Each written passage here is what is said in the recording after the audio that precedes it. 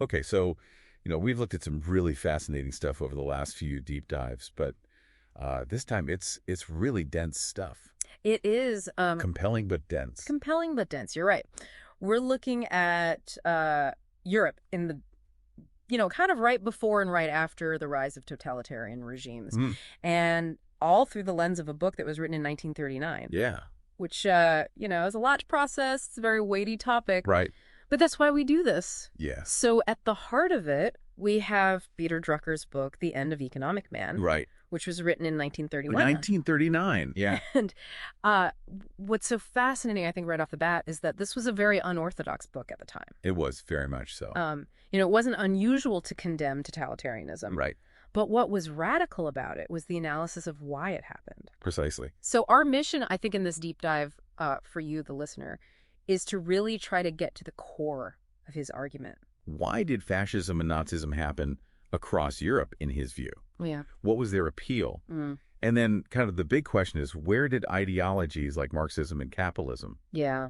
fall short in preventing that? Okay. And I think, this isn't just dusty old history. This is stuff that is really, really relevant today, I think, in a lot of ways. Well, absolutely. So right out of the gate, he says something very startling. Yes. Which is that the failure of Marxism was a main reason for what he calls totalitarian despair. Right. So, here's Marxism, this ideology that was supposed to liberate the masses. Right.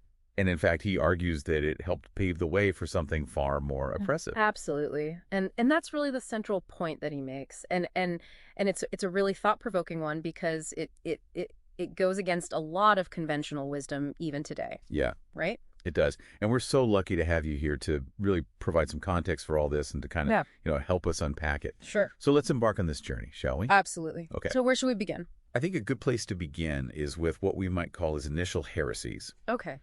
Right out of the gate, he's challenging conventional wisdom. Yeah. And a really, really central point that he makes very early on is that national character isn't an explanation for Nazism. Right. He doesn't think that Right. that has anything to do with it. Yeah, he doesn't dismiss it entirely. Yeah. But he makes this very important distinction. Yeah. And I think it's a really helpful one for you, the listener, to consider. Okay. He says, national character might explain how a nation goes about doing things. Yeah. Their style, their methods. Right. But it doesn't explain what they do. It doesn't explain the ideology. It doesn't explain the goals. Yeah. So, right. And very related to this, he diagnoses Nazism and fascism not as something peculiar to Germany or Italy, right, but as a pervasive sickness of the European body politic. It's a systemic issue. It's a systemic issue. Yeah. And then, of course, as we've already mentioned, there's this rejection of Marxist socialism as some kind of inevitable coming savior. Yeah. In fact, he argues that its failures contribute significantly to the conditions for totalitarianism. Right. Which is a very contrarian view at the time. Hugely so.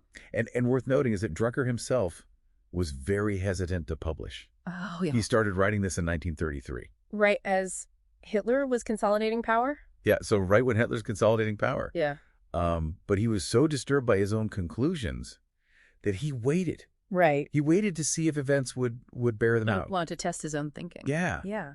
And even then, he had a very difficult time finding a publisher. Right, because his analysis was considered too extreme. Yeah, it was considered too extreme. Yeah. And these extreme predictions, we look at them with historical hindsight. Now they're quite chilling. They are. The ultimate solution regarding the Jews. Right. The ineffectiveness of the Western European armies. And the Stalin-Hitler pact. Very prescient. I mean, this is not mainstream thinking in 1939. Not in the slightest. Okay, so we've got these initial heresies. Yeah. I think let's shift now to talking about the intellectual climate of the time. Sure. Because this is something that Drucker spends a lot of time on. Okay. And it's really crucial, I think, to understand his argument. Yeah. So he argues that before World War I, Marxism really had a star role. It did. It really did. In European intellectual circles. Yeah. And he argues that its influence wasn't even limited to those who were explicitly Marxist. It was inescapable. Yeah, he's saying... It was the water they were swimming in. You could not be a serious intellectual player at the time. Right. Without grappling with Marx. Yeah. But then comes World War I, and this is the big turning point. Right. So the Socialist International, this organization that was supposed to, prevent war. Unite the workers across national boundaries? Right. Unite workers across national boundaries. Yeah. They failed utterly. Completely and totally. And even more than that, you have all this devastation in the aftermath of 1918. Yeah. And there's no communist revolution in any of the major European powers. Right. So Marxism lost its vitality. yeah, he says it becomes this ritualized but meaningless chant. Hmm. And I think one of the most telling signs of this is that this intellectual elite, Yes. who before the war had been captivated by Marxism, Yeah.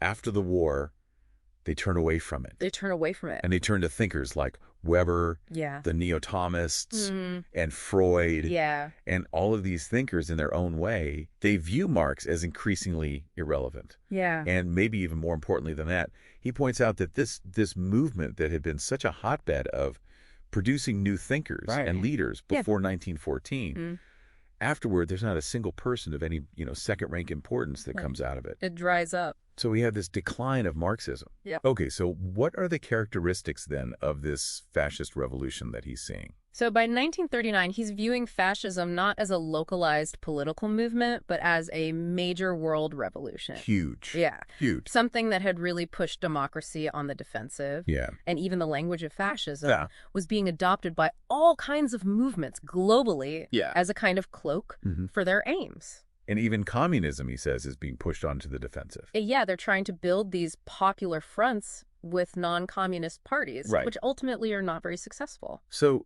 he identifies three peculiar characteristics of fascism. Okay. The first one is this notable absence of a positive creed. This emphasis on negating the past rather than, having some vision for the future. Right. So a typical revolution is driven by some kind of positive vision. Yeah. Right. A new set of values. Yeah. But fascism, he's arguing, is different. Yeah. It's primarily focused on what it's against, not what it's for.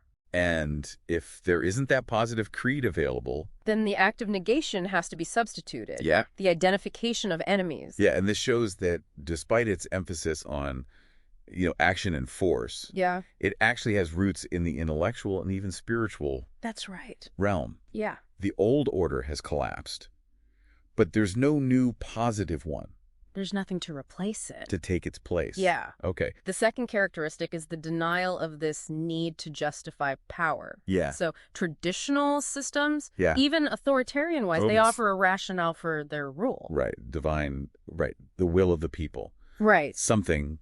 Fascism just asserts power. They don't even try to justify it. And then maybe the most interesting one is this third one. Okay. Which is that the masses seem to trust fascism. Right. Even while disbelieving many of its statements and promises. Yes. So this is a really crucial point. Yeah. He points to Nazi Germany, and he says, look, racial anti-Semitism, this supposedly core part of Nazi ideology, wasn't even really taken seriously by a lot of Nazis. Yeah. He points out... It was a catchword to attract voters. Yeah, and even more than that, on the question of war and peace, most people understood that Hitler's policies were leading towards war. Right. But they clung to his assurances of peace. Yeah. And even figures like Goebbels openly admitted that they were using propaganda and lies.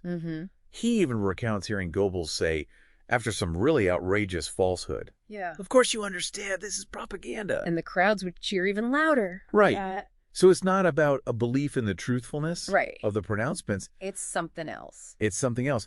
And he says the key to understanding this is actually despair. The despair of the masses. Yes, it's not just a revolt of the mob. It's not just manipulation. It's something deeper. It's this despair stemming from the breakdown of the old order. And the lack of a new one. Yeah, so fascism's abracadabra. Abracadabra. Is this substitution of organization for creed?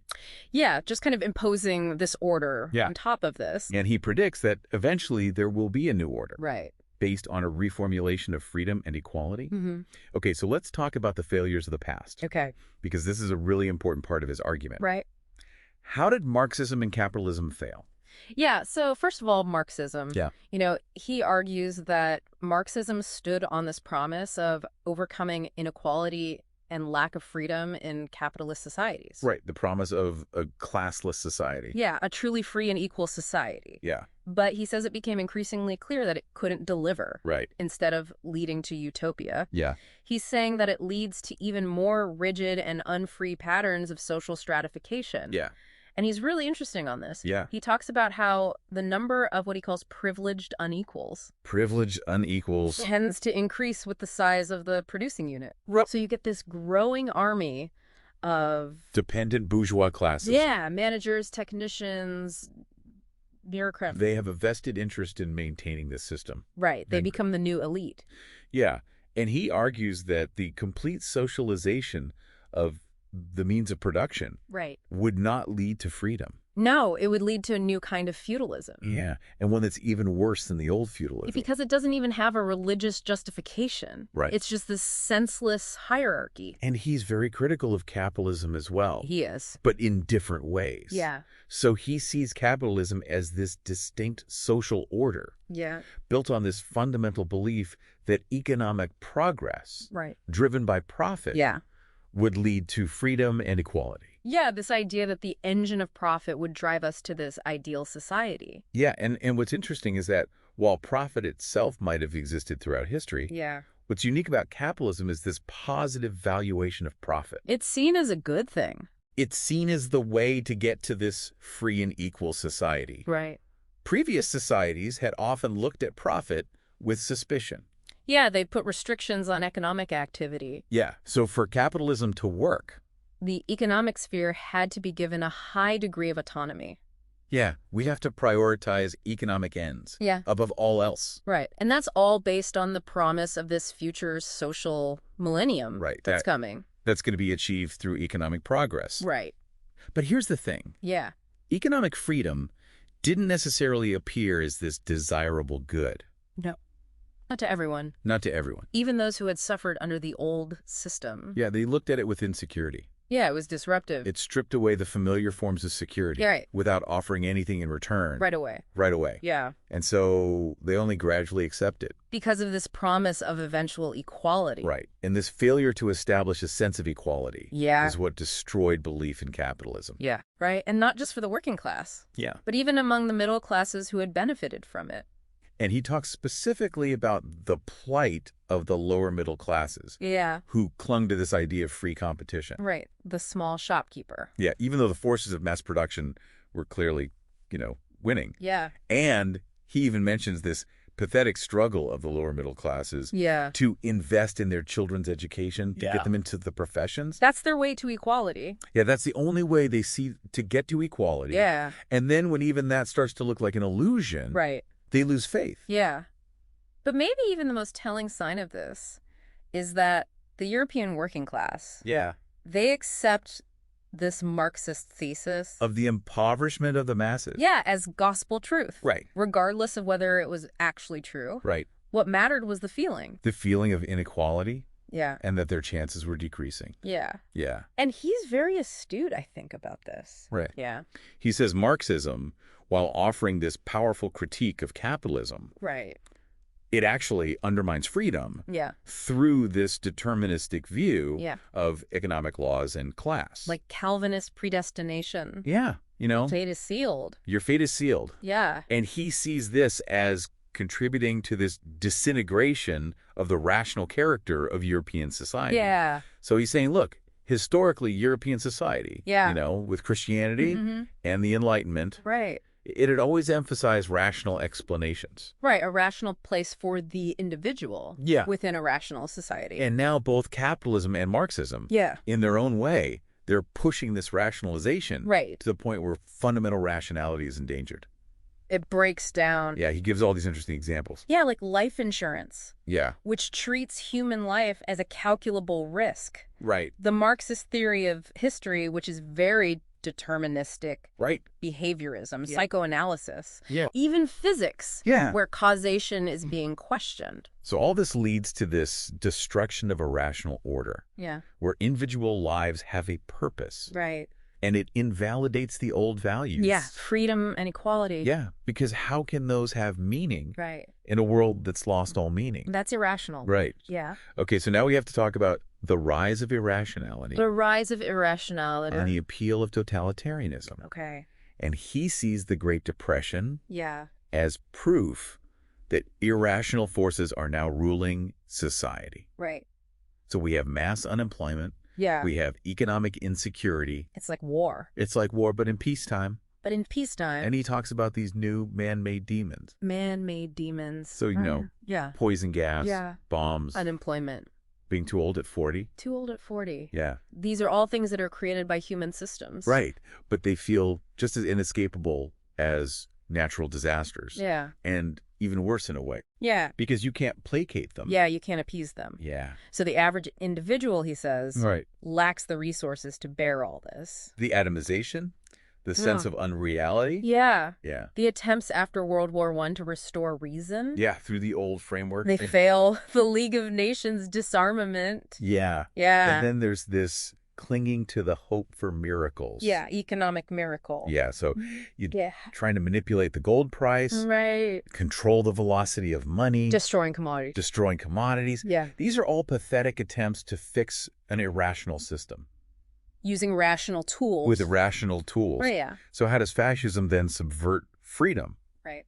Because they don't denounce freedom outright. No. They talk constantly about this new freedom. Right. But what's interesting is that this new freedom is an inversion of the traditional concept. Yeah. So historically, freedom had meant the right of the individual. Yeah. Against the majority. Against the majority. Right. Against the state. Against the state. Yeah. Whether it's individual rights or liberties. Yeah. It's always been this minority right. The right to dissent. Yeah. The right to hold different views. Yeah. Yeah. Act according to your own conscience. Yeah. But this new freedom that fascism is talking about. This is the right of the majority to dominate the individual. Yeah. Yeah. And he gives the example of the Munich Agreement. Yeah. As this, tragic example. Yeah, right, where the rights of the Czech minority are just disregarded. Yeah, they're sacrificed for the interests of the German majority. Right. So this idea of an unlimited right of the majority. It's not freedom, it's license. It's license. He even points out that, Louis XIV, when he abolished freedoms, he didn't pretend that he was expanding liberty. He didn't dress it up as freedom. Right. Yeah. Fascism claims to have found true freedom by abolishing it. Right. Okay, so with these alternatives failing, what about these new belief systems that are emerging? So he points out this failure of both liberals and socialists. To grasp the depth of the breakdown, they just don't see it. They don't see it. Yeah. And he notes this increase in the number of intellectuals who are drawn to religion. Right. In the late 19th and early 20th centuries. And in terms of influence, they even surpassed the Marxists after the turn of the century. And he highlights Kierkegaard as this really important figure. Yeah. And he sees his philosophy as a response to this growing sense of isolation. Right. In the modern world. This isolation of the individual. Yeah, it's offering a new basis for meaning. Right. That's outside of this purely economic framework. Yeah. And he talks about this flight to God. This flight to God. That's happening. Which takes many different forms. Yeah. Even among Kierkegaard's followers. And he also criticizes the liberals and the socialists for their simplistic views of the problem. Yeah.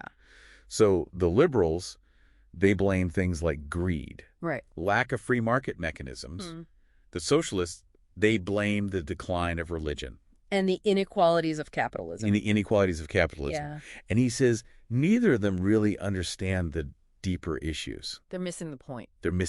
Yeah. Okay, so he uses Italy and Germany as test cases for his analysis. Yeah. So why are these two countries so important? So because this breakdown of belief in capitalism and socialism was a general phenomenon. Across Europe. Yeah. And the need to maintain social organization was also there. Yeah. But this totalitarian attempt to create a new substance. Yeah, a new kind of society that was really limited to Italy and Germany. Yeah, so if we understand why democracy collapsed in those two countries, we can test his broader analysis. Yeah, we can see if it holds up. Yeah. And it also implies that the survival of democracy elsewhere might have been based more on mass appeal than the strength of its social promise. Yeah, so looking at Italy and Germany could reveal the depth of resistance to fascism. In the West? Right. And whether they might go down a similar path. Yeah. And he rejects national character. as an explanation. Yeah, he says it's too simplistic and contradictory. Yeah, he even tells this anecdote about an Italian anti-fascist who predicted that France would go fascist first. Yeah. Right? Yeah. So he looks at the different trajectories of the bourgeoisie. Yeah. In Italy and Germany. Right. So in Italy, the bourgeoisie never gained true dominance. Yeah, they didn't have high social esteem. Yeah, and in Germany. There was a strong independent bourgeoisie. Yeah. But it was actively discouraged by the upper classes. So once fascism's in power, what are the social and economic dynamics that he sees at play? So this is interesting. Yeah. Hitler initially had most industrialists and bankers against him. Against him? Yeah. So where did the support come from? The support came from the lower middle classes, the farmers and the working class. The people who had been most affected by this irrationality. Yeah. And even the funding for the Nazi Party. Came from weekly dues and mass meeting fees. Yeah. Not from the wealthy elites. So once in power, they implemented all these social programs. Like these compulsory leisure organizations. Yeah. Dopo lavoro and Crafters Freud. Drank through joy. Yeah. So these things were tools of political control. Sure. But they also offered these non-economic rewards. Yeah. Subsidized theater trips. Yeah. Things like that. And he says that the working class largely accepted this. They did, especially in Germany. Yeah. Yeah. And then he points to all these symbolic, non-economic gestures that were designed to level society. Right. So they elevated the status of peasants and workers. Yeah. Labor service for all adolescents. Yeah. Middle class as standard bearer of national culture. Yeah. The Führerprinzip.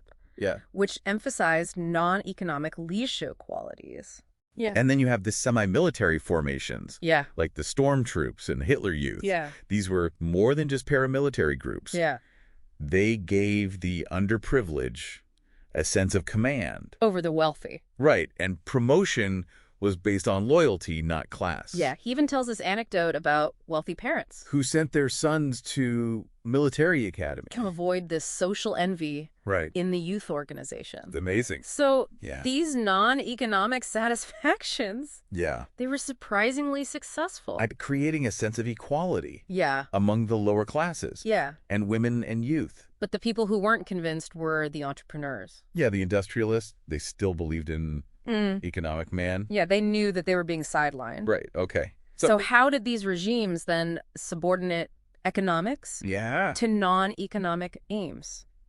So even military considerations were sometimes secondary to the social purpose of this organization. He gives the example of the German general staff who wanted a small professional army. Right.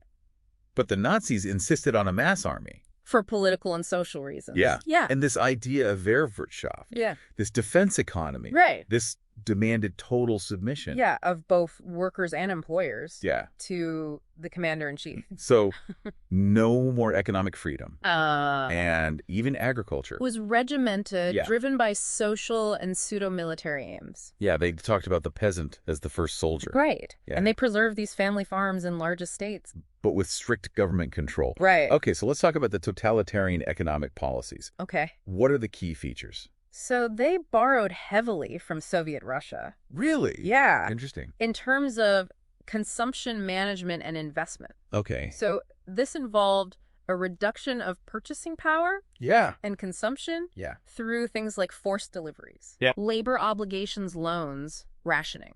They really squeezed consumption. Yeah. Yeah. And they also recognize the need for a foreign trade monopoly and exchange control to manage foreign currency. And they intervened in profits and losses. To prioritize investment. Yeah. Yeah. And he makes this interesting distinction between totalitarianism in Russia, which started from scratch. Yeah. And Italy and Germany, which had existing upper and middle classes, whose consumption could be reduced. Yeah, yeah. And it's fascinating. He also points to this paradox that while communist ideology preached economic equality, in practice, it created new forms of privilege. For the party elites. Yeah, whereas totalitarian fascism, it preserved inequality in production. Yeah. But it actually saw a trend towards equality in consumption. Because they squeezed the living standards of the upper classes. Yeah, he gives examples of these leveling measures. Right, so controls on income and profits, reduction in the gross income of professionals. Yeah. Higher taxes and contributions. Yeah. Forced contributions. Yeah. Even converting shopkeepers into government employees. Wow. Wow. Yeah. So all this resulted in a huge reduction in consumption. Around 25%. And a doubling of capital for investment. Yeah. So you have these artificially high savings rates.